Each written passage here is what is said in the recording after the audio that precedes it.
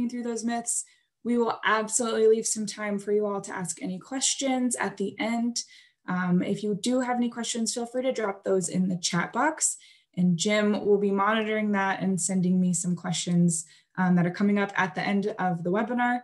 But absolutely, if anything comes up as we are discussing College Fit, please feel free to drop those in the chat box. To go ahead and get started, I'm going to introduce myself. So my name is Sydney Matthes. I'm a college counselor full-time. I have worked in the field of admissions for the past 10 plus years in a number of roles. I've worked in undergraduate admissions as an assistant director at George Washington University. I also worked there at GW Law in the law admissions office. I'm a current service to school ambassador. I support undergraduate students throughout their college process. I earned my master's degree from GW in higher education administration. And before that, I was at West Virginia University. I earned my bachelor's degree in philosophy. I'm a spouse of an Army JAG, and we're currently stationed in Fort Carson in Colorado Springs. And I'm the happy mother of two. I have a 10-month-old and a 4-year-old that keeps me busy outside of my full-time job. But with that, we are going to dive into what it means when you're talking about the right fit school. So when you're finding the right fit school, that means you'll have a less stressful college application process. You'll have a better chance of gaining admission to the schools that you're excited about, and you'll be happier on campus and more likely to complete your studies. There's been a lot of really great research done about students who thrive and continue their studies on campus, who are happy there and feel as if they're in a supportive academic and social environment. So those are just a few things that finding the right school can really do to aid you throughout your college application journey. So the first myth we're going to talk about today is college fit is one size fits all. So that isn't necessarily true when we're talking about the student veteran population. I think these statistics over on the side truly paint the picture of the student veteran demographic. Only 15% of student veterans are traditionally aged college students. And that's in quotation marks because what does traditionally aged mean for college campuses these days? But most student veterans are between the ages of 24 and 40. So the priorities that you have in your college experience is entirely different from those of students who are 17, 18, fresh out of high school. 47% of student veterans have children, and then about 47.3% of student veterans are married.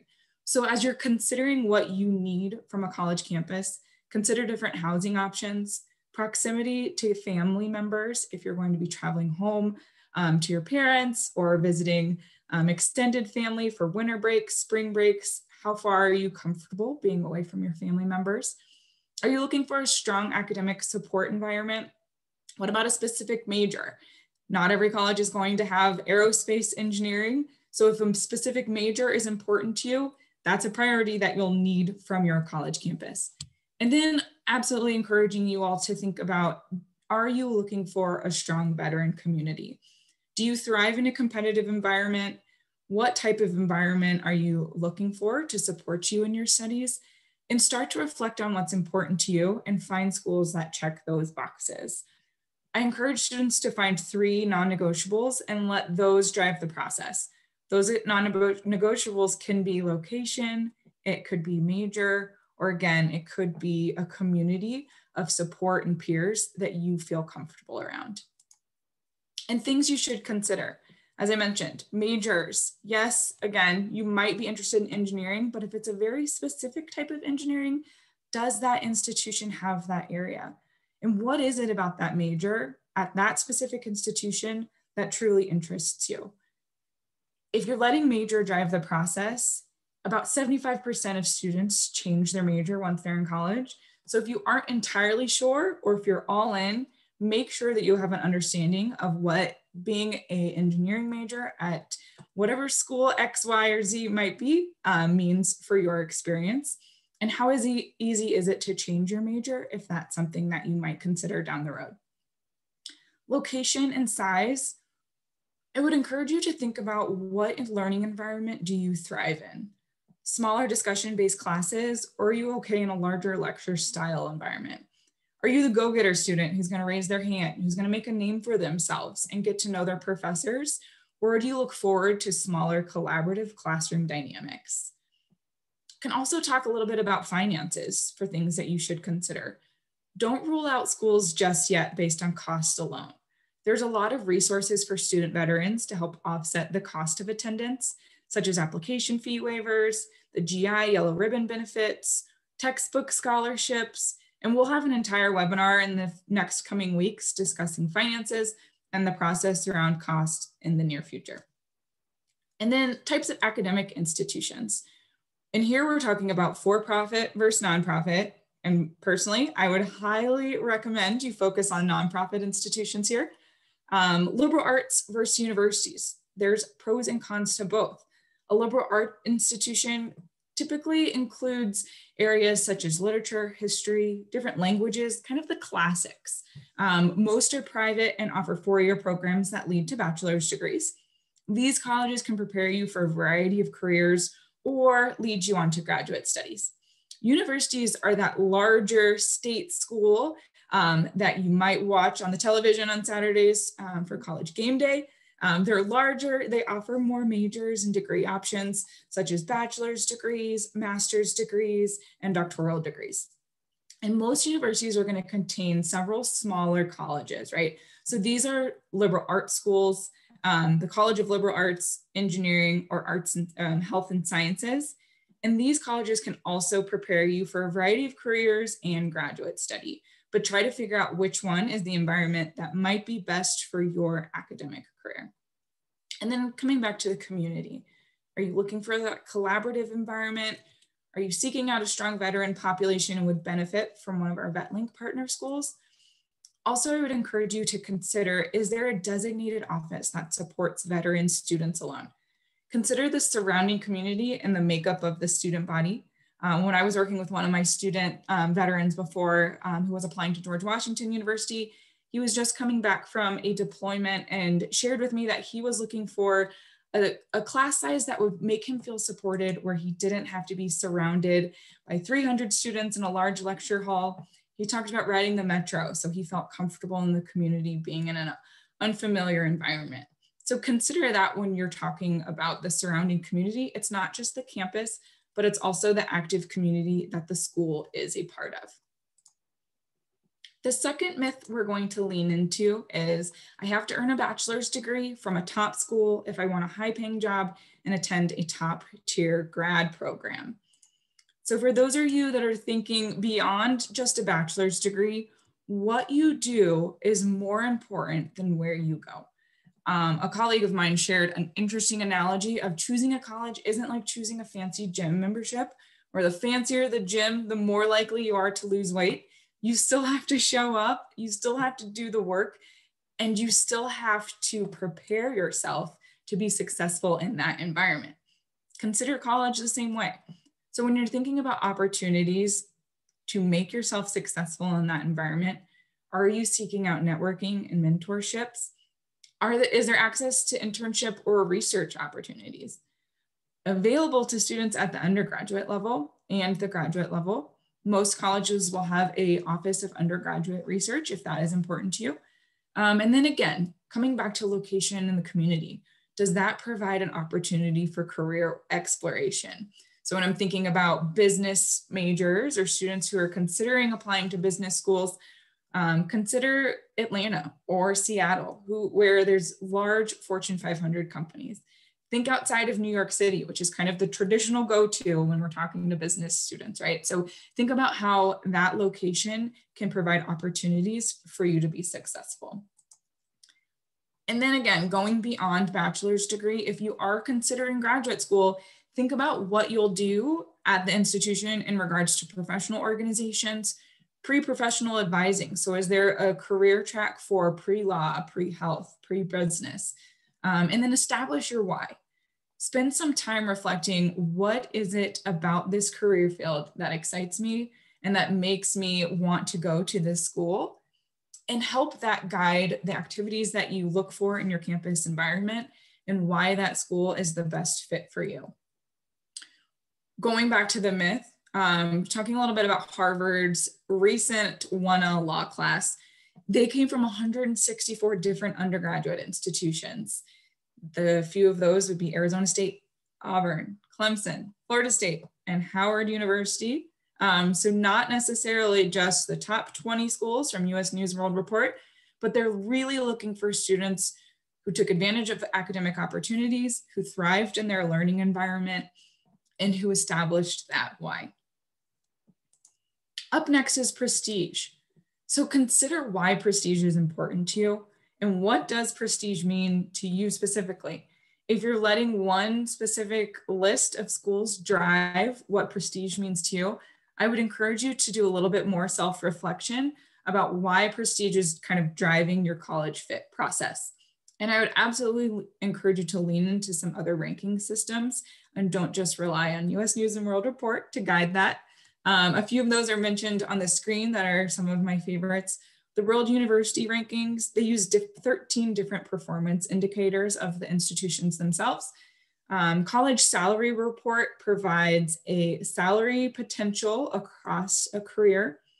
Washington Monthly, they ranked liberal arts colleges based on their contribution to the public good across social mobility, research, and promoting public service.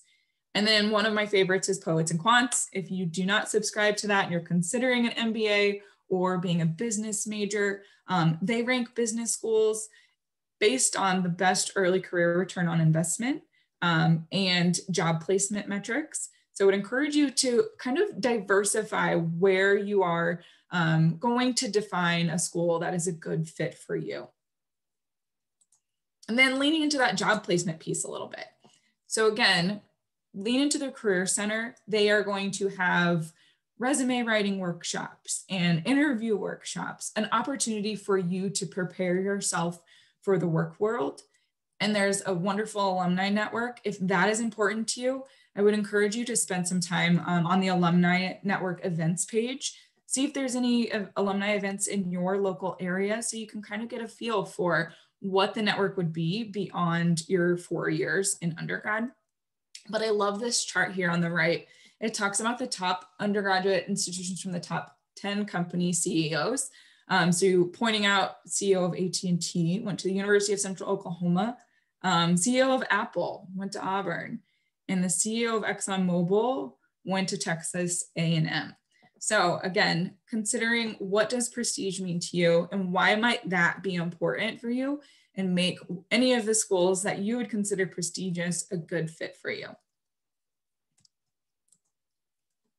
The third myth I want to chat through today is I can increase my chances of admission by applying to more colleges. In the current admissions landscape, we are seeing some schools have a significant increase in applications based on the current COVID environment with schools being test optional.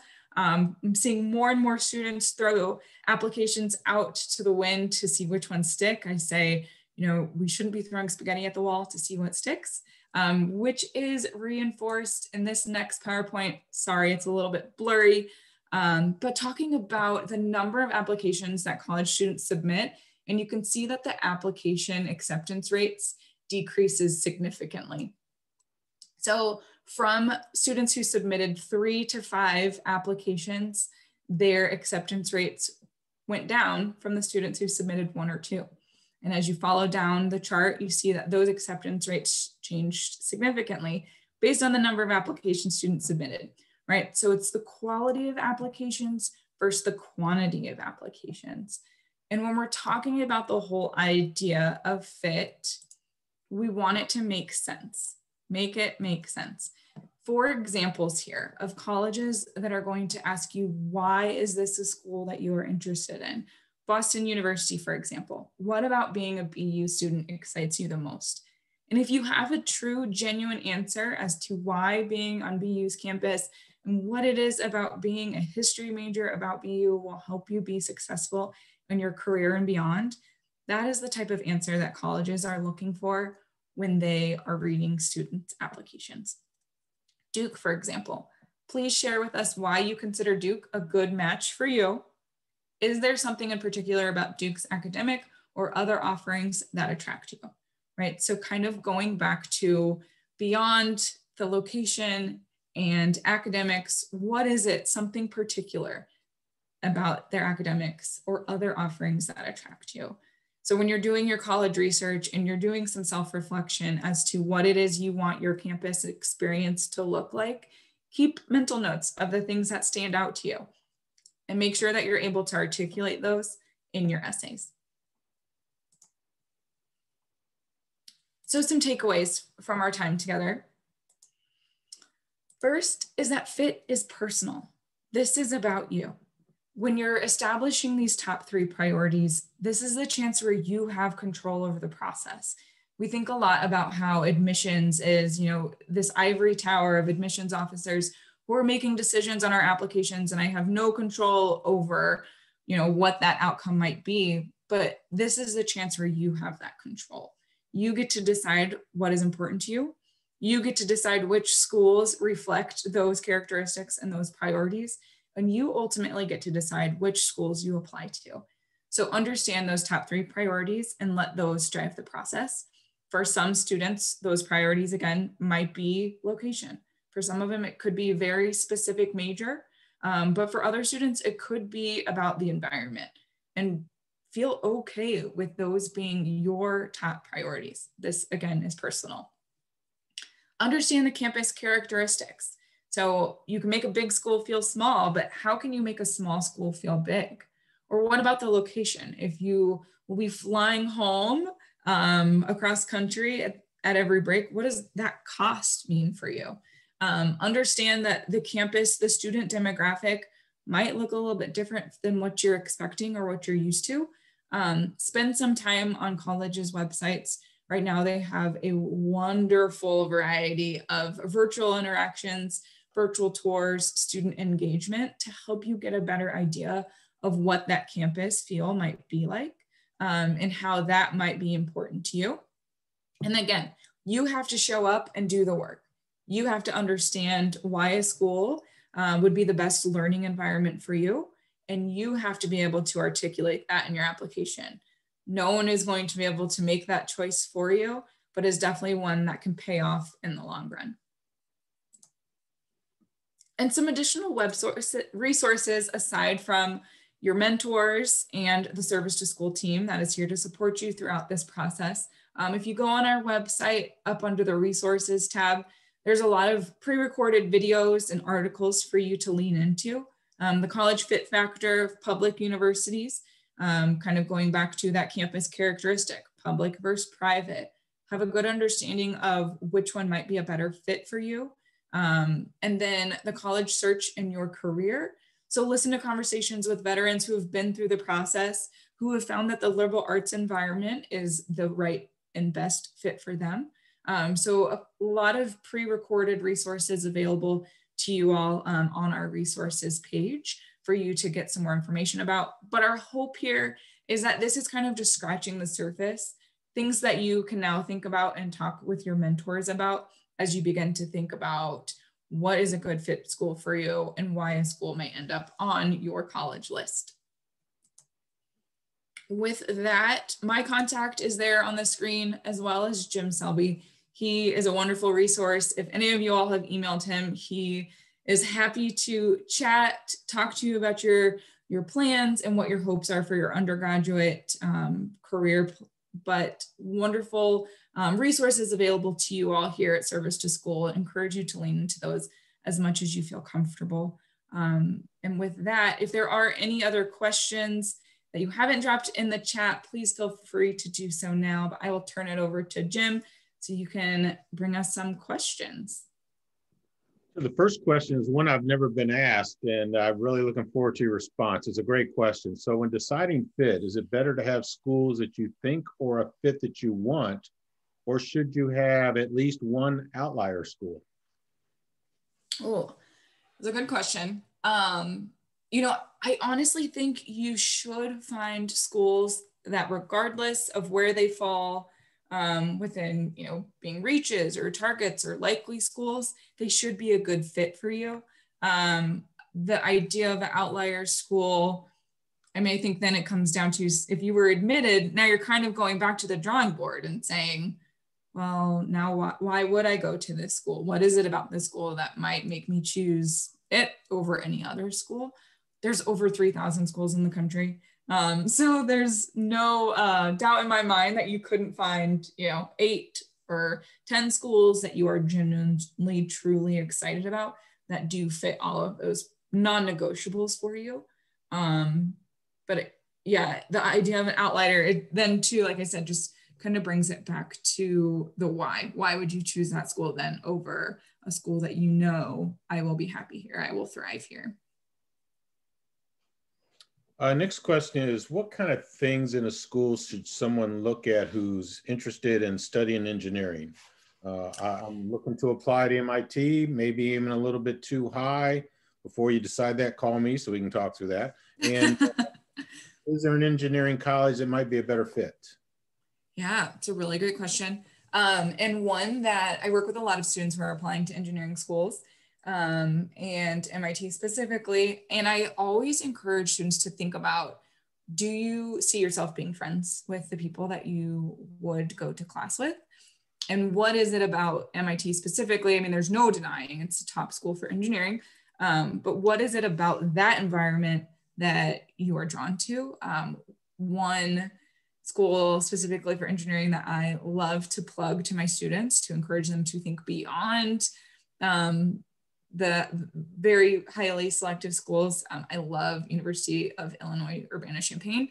And then I also really like Purdue, kind of two schools that once students dig into and start to research, they find that it does check a lot of those boxes that they're looking for as far as job placement, outcomes, and access to research.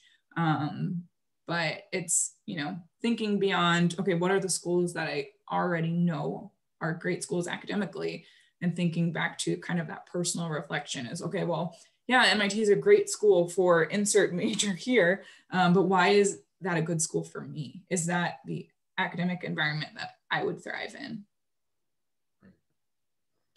Another question came in before today's event was, I live in a world of checklist as a veteran. Have you any ideas on how I would pull together a checklist to start from that initial list that eventually gets to that final list of schools I'm going to apply to?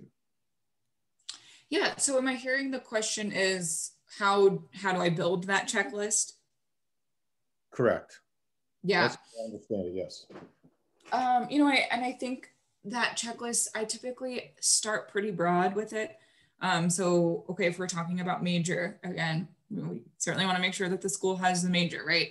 If you're considering marine biology and oceanography, it makes sense to be on a coast. So kind of starting to think about, well, why do I want to go to college? What is the purpose of earning a college degree for me? And starting to kind of piece apart what that means. If that's major, for some, business, okay, well then what is it that you hope to do beyond a business degree? Do you want to work on Wall Street? Okay, cool. Let's chat about what, do they have, when I was at GW, our students did, mock trading. So kind of thinking about what is the why, kind of going back to that grad school, what is your why? Same thing for undergrad when you're starting to think about, okay, well, what are some things I can check off to research? I would say absolutely starting with major, and then kind of leaning into, all right, well, if a supportive veteran community is important to me, like I said, looking at that VetLink partnership, looking at if they have a designated office for veteran students. Some of my students, it's being close to an international airport, or, not having to drive an hour to the closest airport to be able to get home. So kind of, again, figuring out, doing a little bit of self-reflection on those top 3 priorities to start that checklist and going from there.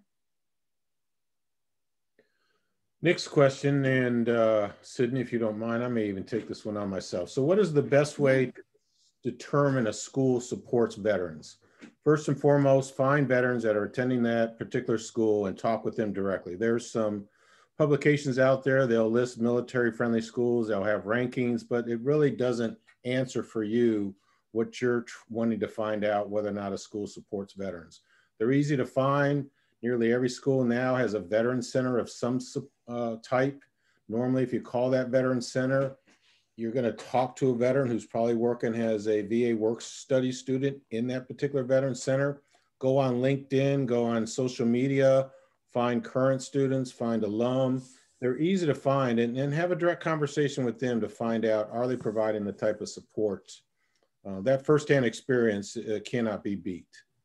Sydney, any comments from you on that particular question? No, I mean, I would just reiterate that entirely. And just even to get a feel for what the classroom dynamic is like outside of, what is the student veteran experience like? That's absolutely important. But what is the student experience like, period? And talking to current students is the best way to figure that out because they're the ones that are living that. Your, service to school ambassador will be a great piece of resource to kind of talk to them about their experience. But absolutely, the more current students or alumni that you can speak to about their academic and social experience on that campus, I mean, that's the best way to truly see if that's an environment that you would do well in. Is there a resource that compiles in a short spreadsheet class size, location, cost, etc.? And that sort of ties into, how do I go about doing the research once I know what my preferences or non-negotiables are? Yeah, so there is a website. College Board has a really great kind of search tool, and they will let you kind of sort by different priorities. You go on the College Board's website, it's called Big Future. So once you know, okay, I want a big school, I want to be in this geographic location, this is my major, they will truly make a populated list as far as schools that fit those criterias. And then you can kind of go through from there. I also love the app College Hunch, Hunch. They do a really great job of kind of similar things. You can make a comparison chart and look at schools side by side. If you really wanted to get into the weeds, the government has a website, IPEDS, IPEDS. You can download an Excel sheet if you are into Excel files and kind of search filter that way. But I found College Board's Big Future. And then, like I said, the app College Hunch is where most of my students do their college research once we've gotten to those top priorities. What was the first website you talked about? Was that talked about in terms of the research? Can you, Franzen, can you, Franzen, let me see if I can open up your mic on this one. So you can... Franzen, you want to go ahead and ask that? Hey, yes. So what I was asking, she was saying something about College Hunch. What was the website you mentioned right before that? Yeah, absolutely. So it's called Big Future, but it's a part of College Board. So if you just Google College Board Big Future is one word, it will be the component of the College Board website that comes up. And that's the one where you can kind of filter out, if you already know, like big school, small school, urban location, traditional college campus. You can kind of filter through those things. You can also filter if you have test scores, you can put those in there. So they have a lot of really great filter features. And then, like I said, it'll populate schools that match those different characteristics. I appreciate it. Thank you so much, Sydney. Thank you so much. Yeah, absolutely. Is there a list of current service to school students and alumni for contacts at potential schools? There ought to be. And I can tell you that Casey has impressed upon us numerous times that we need to build that out. There currently is not. At the same time, I did drop my email into the chat box. You also see it here on the contact. If you're ever looking for contacts at any schools, just drop me a note. More than happy to help you with that, Kareem. And then, Sydney, if you could dig in a little bit more on your slide, maybe you want to bring it back up in terms of the data behind the number of schools you apply to. Oh yeah, absolutely. Yeah, we can absolutely dig into this. And this data was actually done by a high school that compiled this data for us. And it is older, so you can see 2013 through 2015, but I can absolutely tell you the current students I'm working with, this is 100% still holds true. I had one young lady this year, she applied to 20 plus schools with me. She wrote over 40 essays. And as you can imagine, when you're writing 4 essays, I mean, let's be honest, the quality of the ones that towards the end of that 40 might not be as strong as those that you started out with. You just burn out.